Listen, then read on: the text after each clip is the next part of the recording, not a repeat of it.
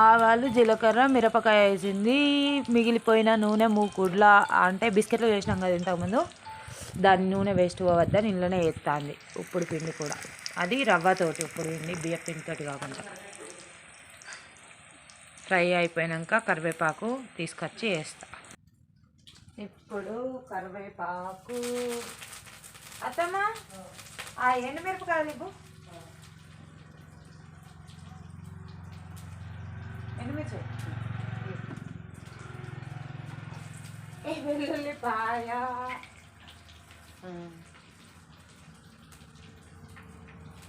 Hello everyone, welcome back to my channel. అందరూ ఎలా ఉన్నారు? నేనైతే చాలా బాగున్నా. మీరందరూ ఎలా ఉన్నారో కామెంట్ సెక్షన్లో చెప్పండి. ఈ వీడియో కనుక మీకు నచ్చినట్లయితే లైక్ చేయండి, షేర్ చేయండి, కామెంట్ చేయండి, సబ్స్క్రైబ్ చేయండి. పక్కనే ఉన్న బెల్ ఐకాన్ని క్లిక్ చేయండి. బెల్ ఐకాన్ని క్లిక్ చేయడం వల్ల నేను పెట్టే ప్రతి నోటిఫికేషన్ మీ వరకు వెంటనే వస్తుంది. ఈ వీడియోలో అయితే ఆయిల్ని సేవ్ చేసుకోవడం గురించి చెప్తున్నాను. ఇందులో మేము ఇంతకుముందు బిస్కెట్స్ చేసాము. బిస్కెట్స్ వీడియో కూడా త్వరలోనే పోస్ట్ అయితే చేశానో తెలియదు. ఎందుకంటే ఈ వీడియో ఎడిటింగ్ చేసేటప్పటికి అదైతే ఎడిట్ కాలేదు, పోస్ట్ చేయలేదు. అందుకని అది బిస్కెట్స్ చేసిన తర్వాత మూకుడులో ఆయిల్ అనేది ఉంటుంది కదా, ఆయిల్ ఇంకో డబ్బాలో పంపేసుకొని అదే మూకుడులో అత్తమ్మ అయితే ఈవినింగ్ బ్రేక్ఫాస్ట్ కోసం కంది గింజలు వేసుకొని కంది గింజలతోటి ఉప్పుడు పిండి అనేది అయితే ప్రిపేర్ చేసింది. అందులో సేవ్ ఏముంది అనుకోకండి, దాంట్లోనే చేయడం వల్ల ఆయిల్ అనేది చాలా తక్కువ పడుతుంది క్వాంటిటీ. దాంతో సేవ్ అన్నట్టే కదా, ఒక బౌల్ కడగడం కూడా సేవే అవుతుంది కదా, అందు గురించే అలా అని చెప్పాను. జస్ట్ ఫర్ ఫన్ అంతే. కాకపోతే మేమైతే అలానే చేసాము. ఫస్ట్ ఆయిల్ అనేది వేసుకొని దాంట్లో పోపు దినుసులు, ఆవాలు, జీలకర్ర, ఎండుమిర్చి, కరివేపాకు, వెల్లుల్లి రెబ్బలు అన్నీ వేసుకున్నది. తర్వాత అవి అనేది ఫ్రై అయిన తర్వాత కందికాయల గింజలు అయితే ఒలిచి వేసుకున్నాము. కంది గింజలు మా చేనులో మీకు తెలుసు కదా, ఇంతకుముందు కూడా హార్వెస్టింగ్ వీడియోస్ అయితే పెట్టాను. కంది గింజలు వేసుకున్న తర్వాత ఫ్రై చేసుకుంటూ ఉంది. అత్తయ్య అయితే ఫోన్ మాట్లాడుతుంది, అది ఆడపడుచుతోటి. అందులో ఇంకా అవన్నీ ఫ్రై అయిపోయిన తర్వాత నిమ్మకాయ అయితే పిండుతుంది. అది పులుపు కోసం నిమ్మకాయ అయినా పిండుకోవచ్చు, చల్లన అయినా పోసుకోవచ్చు, చింతపండు రసం అయినా వేసుకోవచ్చు. కానీ ఇంట్లో ఏది అవైలబుల్ ఉంటే అది కదా, మేమైతే లెమన్ ఉండే నిమ్మకాయ అనేది పిండుకున్నాము.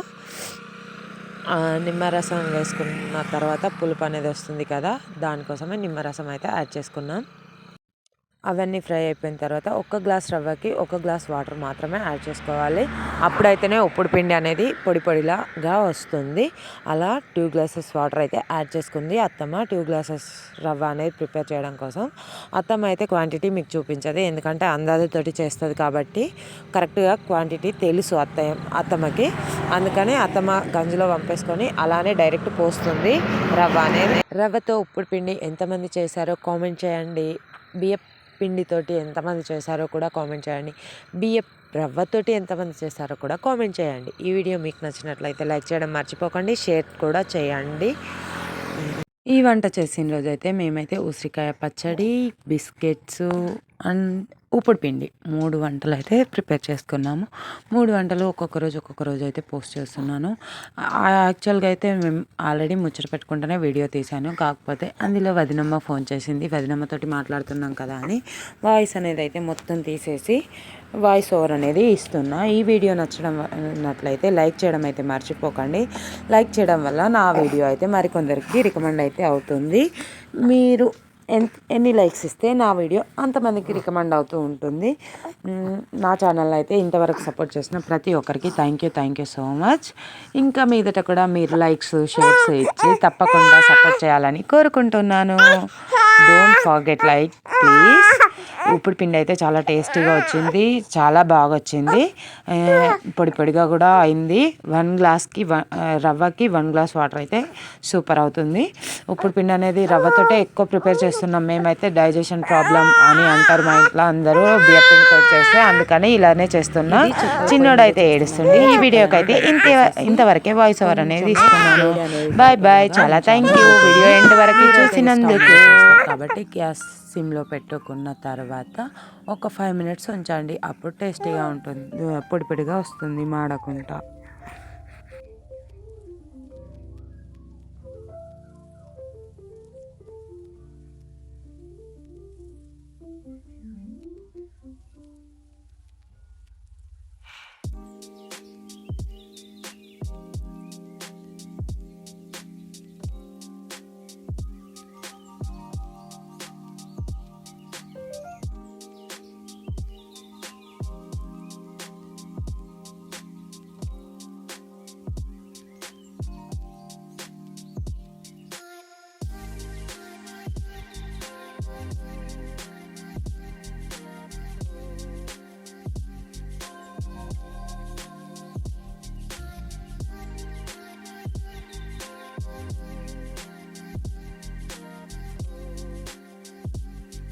మామయ్యకు టిఫిన్ పెట్టా, ఎలా ఉందో అడుగుదాం.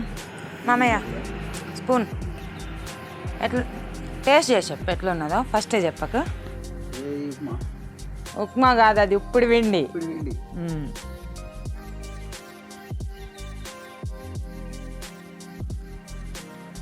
ఉప్పు ఎక్కువ అయింది కదా.